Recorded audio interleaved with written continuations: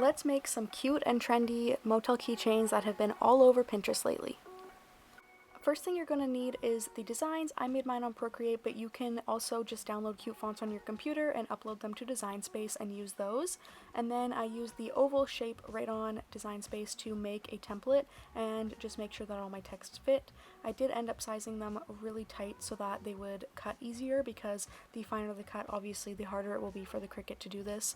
And then my number one tip is just to use the washi sheet setting.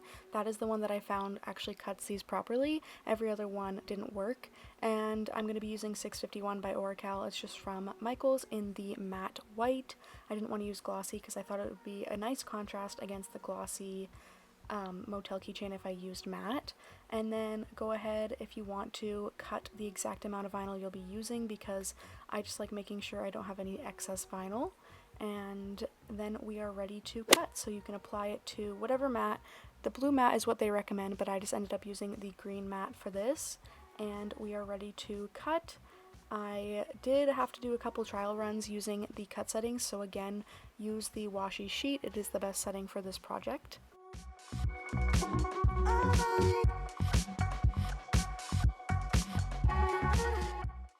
Another tip that I have is to cut your 3 designs out of the main sheet. This is just going to make it so much easier to weed, because you won't be pulling all of that vinyl off when you're trying to weed it out. It is very hard to get the letters to stay on the backing, so it just makes it a little bit easier when you have less tension on the actual vinyl that you're trying to take off.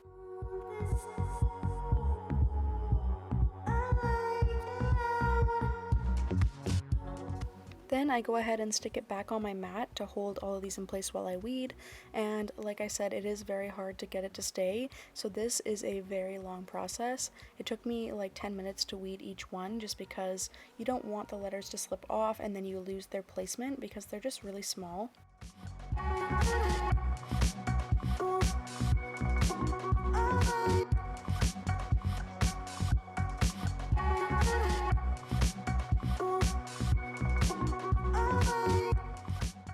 I got these blanks off of Amazon. They were about $1 a piece. Definitely look into cheaper sites if you are trying to sell these at a profit, because that is quite high.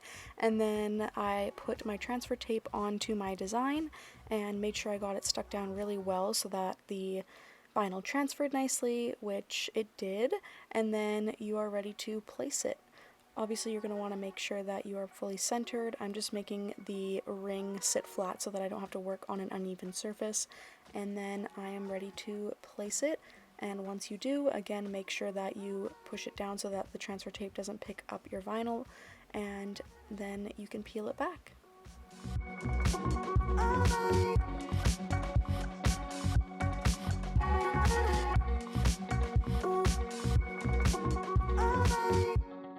And that is the entire tutorial. This is how they turned out. I have this one that we did on camera, and I also have the other one which I did just off camera because it would have made the video longer. And yeah, I hope you guys enjoy and try this DIY out, and I'll see you guys in next week's video.